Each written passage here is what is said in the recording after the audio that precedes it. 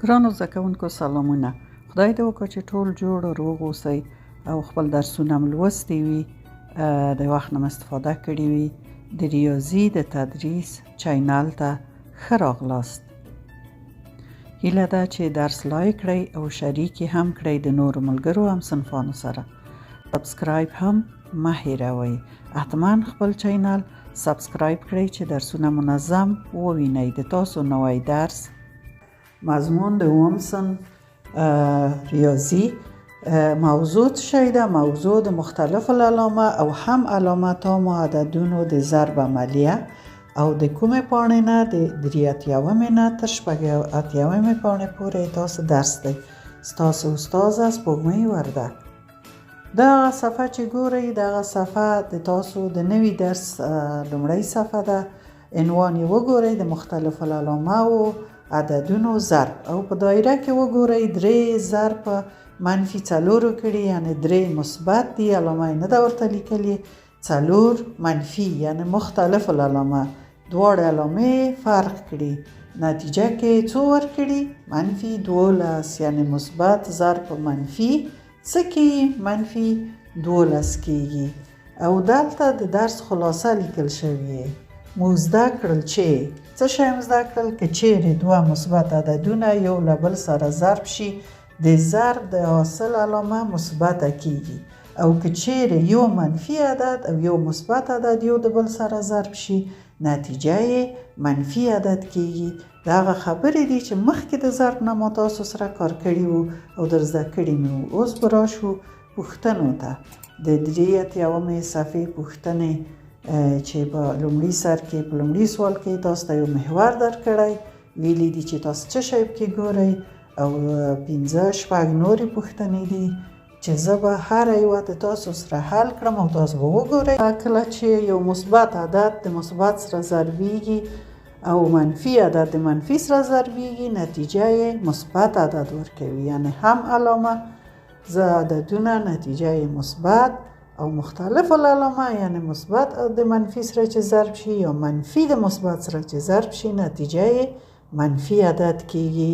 اوس به د پوښتنو د حل په ترڅ کې تاسو عملاً دا خبر ووینئ. ښه ګرانو زده کوونکو، اوس کوم تشریحات مو واورېدل او مخکې د دې نه چې د کتاب د مخې تاسو ته تشریح کړم هم ما تاسو ته ویلي وو. نو اوس د مثالونه تېرېږو. مثالونه په کتاب کې ښه واضح شوي. مخامخ ورځو د 84 صفحې پوښتنو ته یا تمرین ته، چې لومړی پوښتنه یې دغه محور یې تاسو ته رسم کړی په دغه شکل. د محور په سر یې د 0 نه تر -3 پورې ښودلي، او بیا یې دغه وړ محور رسم کړی چې 3 وارې منفي تکرار شوي. ویلي دي چې په دې محور کې تاسو څه وینئ. اوس چې موږ تاسو ضرب کیو، د تامو عددونو په ضرب کې موږ تاسو کیږو چې ضرب لنډه ترینه آسانه ترینه طریقه د څه شي ده؟ د جمع طریقه ده.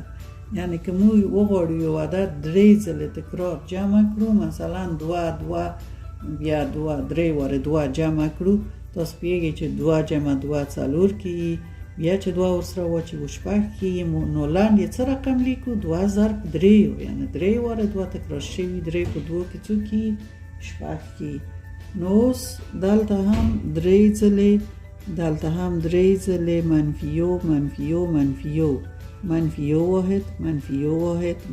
واحد سره جمع شوي او -3 درکړي. نو دا به په ضرب کې څه رقم تاسو ولیکو؟ داسې به ولیکو چې -1 ضرب 3 ځلې. که په قوس کې ونیسئ یا په قوس کې وم نه نیسئ، دواړه یوه معنا ورکوي. یعنی -3 ځلې تکرار شوی، یو په 3 کې 3 او علامه یې د منفي ده، د مثبت ضرب منفي څه شی کېږي؟ منفي، نتیجه یې -3.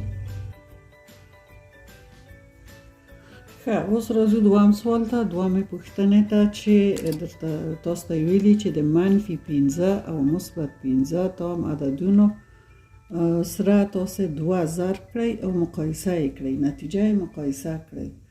دلته موږ تاسو پوهیږو چې که مثبت 2 دغه رقم قوس کې ولیکو یا بدون د قوس نه 2 ولیکو دواړه مثبت 2 معنا ورکوي. یعنی هر کله چې تاسو یو عدد ګورئ چې د تام عددونو نه چې علامه نه لري په معنا د دې دی چې عدد مثبت دی. نو موږ دلته لیکو -15 ضرب 2 یعنی مثبت 2. څه چې تاسو ته 2 ویلي یعنی مثبت 2 درته ویلي مثبت 15 ضرب 2 او -15 ضرب 2. اوس علامه ما مخکې هم تاسو ته در زده کړي او اوس مو هم هلته تکرار کړل چې کله چې مختلف عددونه مختلف العلامه عددونه یو د بل سره ضربي نتیجه یې څه کیږي منفي کیږي. یعنی منفي ضرب مثبت منفي 2 په 5 کې څو کیږي 10. او بیا دلته په دغه دوام سوال کې مثبت ضرب مثبت د علامه چې نه لري مثبت ضرب مثبت موږ تاسو لوستي وو چې هم علامه عددونه چې ضرب شي نتیجه مثبت کی. یعنی دوی عین علامه ګانې چې ضرب شي نتیجه مثبت ده که دواړه منفي وي یا دواړه مثبت.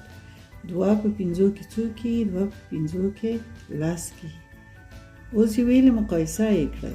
مقایسه په دوه معنا چې دلته موږ تاسو منفي 10 لاسته راوړل یعنی کیڼې خواته یا چپې خواته منفي 10 د اعدادو په محور تاسو ښایي او په مثبت 10 د صفر نه یا د مبدا نه 10 واحده ښي لاسته. یعنی دا دواړه عددونه یو د بل سره مساوي دي مګر علامې متضادې دي. یعنی دواړه متضاد عددونه لاسته راغله. اوس به راشو دریم سوال ته درېیمې پوښتنې ته. درېیمه پوښتنه کې تاسو نه پوښتنه کړې چې که د دوو عددونو اصل ضرب مثبت 8 وي که یو عدد یې مثبت 4 وي بل عدد به یې 2 وي.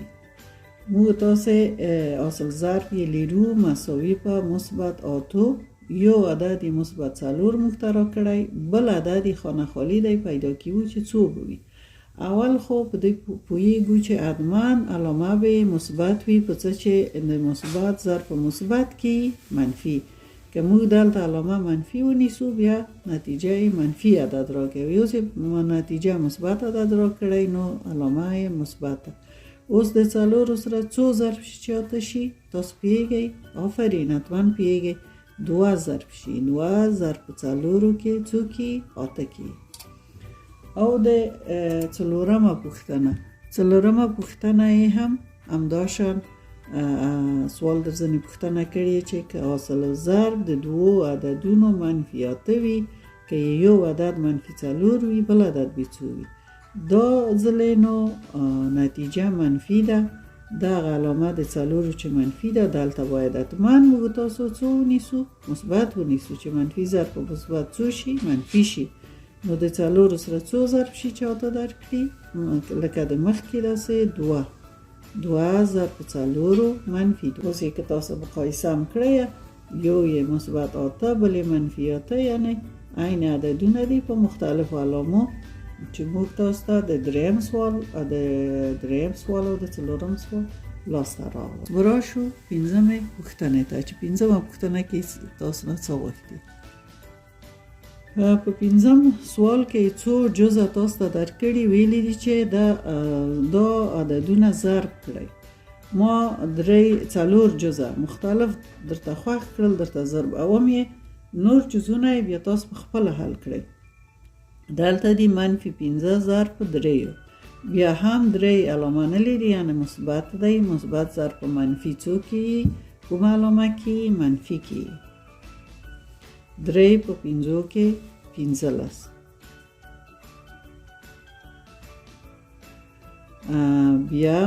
بیا منفي ضرب مثبت څه کې د منفي علامه کې یو په یو کې چې ضرب شي یو. دلته مثبت 100 ضرب منفي 9 په 100 کې 900 او علامه د مثبت ده دغه منفي ده مثبت په منفي کې منفي. منفي 1 ضرب 0 منفي 1 ضرب په 0 0 کیږي او 0 هم تاسو پوهیږئ چې علامه نه لري، مثبت او منفي علامه نه لري. او 0 د ضرب عملیه کې د هر ډول عدد سره چې ضرب شي، که دغه عدد منفي وي، که دغه عدد مثبت وي، که غټ وي، کوچنی وي، اعشاري وي، کسري وي، هر رقم عدد سره چې ضرب شي نتیجه یې څه کیږي؟ نتیجه یې 0 کیږي. یعنی موږ تاسو لیکلی شو چې هر عدد ضرب په 0 مساوي څه کیږي؟ مساوي هر حالت کې مساوي کیږي په 0. د 0 عدد خو تاسو په یاد دی چې په جمع او په تفریق کې د عینیت عدد و، یعنی بې تاثیر عدد و. که د 0 سره تاسو هر عدد جمع کړئ بیرته هماغه عدد درکوي، که یې تفریق کړئ بیرته هماغه عدد درکوي، مګر په ضرب کې 0 هر رقم عدد چې وي هغه تبدیلوي په څه شي؟ تبدیلوي په 0. دا پاڼه چې ګورئ دا پاڼه د بل نوي درس پاڼه ده چې کله چې دوه منفي عددونه یو د بل سره ضرب کیږي نتیجه یې څه شی کیږي. ما مخکې درته وویل چې دوه مثبت عدده یا دوه منفي عدده یا تر دوو ډېر مثلا چې جفت وي، مثلا 4 وي، 6 وي، نتیجه یې څه شی کیږي؟ مثبت عددونه کیږي. دا د تاسو بل نوی درس دی چې عنوان یې ورکړی دی دوو منفي تامو عددونو ضرب. دلته یو بل تمرین دغه درس ته مربوط دی چې دغه تمرین هم درته کاروم، حل کوم یې. تاسو ورته پاملرنه وکړئ چې ښه م زده شي او هغه سوال چې کارخانګي درکوم بیا په کور کې تاسو په خپله حل کړئ.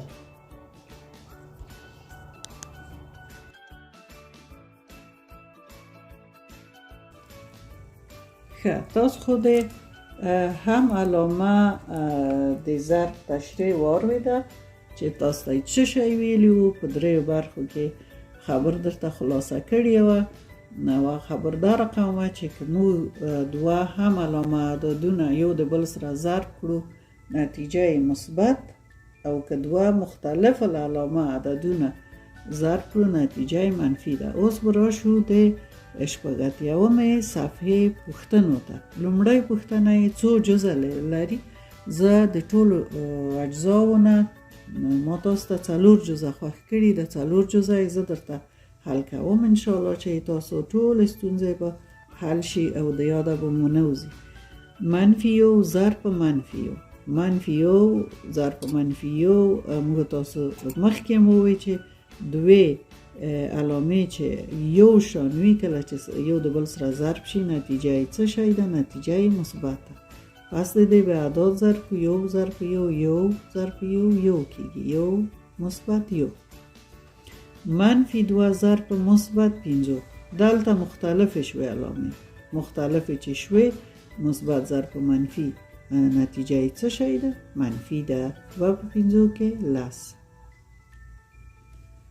منفي او منفي بیا هم دوی یو شان علامې دي. منفي ضرب په منفي مثبت 4 په 8 کې کیږي څو؟ 22. بیا هم مختلف علامې دي. مثبت ضرب په منفي کې څه شی کیږي؟ آفرین منفي کیږي. 3 په 3 کې څو کیږي؟ 9.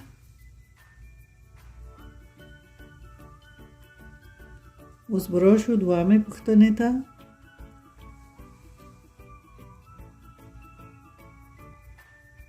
ښه، په دویمه پوښتنه کې تاسو نه پوښتلي چې د مثبت 2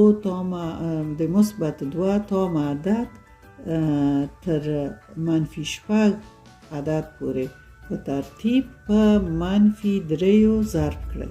یعنی تاسو منفي 3 د 2 نه نیولې، د مثبت 2 نه نیولې، همداشان ځای ته کومه ځای پورې ځای ته؟ منفي 6 پورې ځای. د مثبت 2 نه چې منفي 6 طرف ته موږ تاسو د اعدادو د محور په خط حرکت وکړو، اعداد چپ خواته کمیږي. مثبت 2 دی، پس د مثبت 2 نه څو راځي؟ مثبت 1 راځي، بیا 0 راځي، بیا منفي 1، بیا منفي 2، منفي 3، منفي 4، منفي 5، منفي 6. اوس نو منفي 3 د دو ټولو سره یې ویلي دي چې ضرب کړئ. مثبت ضرب په منفي څه شی کېږي؟ منفي کېږي. 2 په 3 کې 6. مثبت ضرب په منفي بیا هم منفي 1 په 3 کې 3. 0 ضرب په منفي 3 مخکې ما تاسو ته وویل چې 0 د هر عدد سره چې ضرب شي نتیجه یې څه شی ده؟ نتیجه یې 0 ده. منفي 1 ضرب په منفي 3 دواړه هم علامه دي نتیجه یې مثبت کېږي. مثبت 3 1 په 3 کې 3. منفي ضرب په منفي بیا هم مثبت کېږي. 2 په 3 کې څو کېږي؟ 6. منفي ضرب په منفي بیا هم مثبت.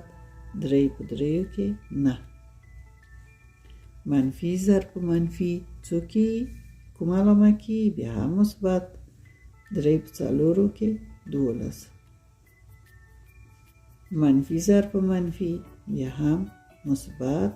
3 په 5 کې 15. او منفي ضرب په منفي بیا هم مثبت. 3 په 6 کې 18. انشاءالله چې هیر پو نشي او سوالونه ښه زده شي. اوس راځو وروستۍ پوښتنې ته. 4مه پوښتنه یې تاسو کارخانګي. دا 3مه پوښتنه زه درته حل کوم. په 3مه پوښتنه کې ویلي چې خالي ځایونه په مناسبو اعدادو ډک کړئ. دلته حاصل ضرب یې درکړی، نتیجه یې درکړې مثبت 8. یو عدد یې درکړی منفي 4. بل عدد څو شي چې مثبت 8 درکړه؟ اول خو دلته منفي ده، دلته باید هم عدد څو وي؟ منفي وي حتما چې منفي ضرب په منفي څه شی شي؟ مثبت شي. 4 د څو سره ضرب شي چې 8 درکړي؟ آفرین د 2 سره. 2 ضرب په 4 8. منفي ضرب په منفي مثبت. 2 ضرب په 5 10. دلته مثبت 21 حاصل درکړی. دلته منفي 3 دی. منفي 3 حتما د منفي عدد سره ضرب شوی چې منفي ضرب په منفي مثبت شوی. 3 د کوم عدد سره ضرب شي چې 21 شي؟ پوهیږئ؟ آفرین 9. 3 په 9 کې څو کېږي؟ 21 کېږي. 4م سوال د تاسو خپله کارخانګي. خدای دې وکړه چې ټول سوالونه ښه زده شوي وي. هېڅکله یې د یاده ونه باسئ. باقي مانده ټول جزونه کار کړئ چې درسونه هم ښه زده شي. نو الله مل شه. ښه وخت.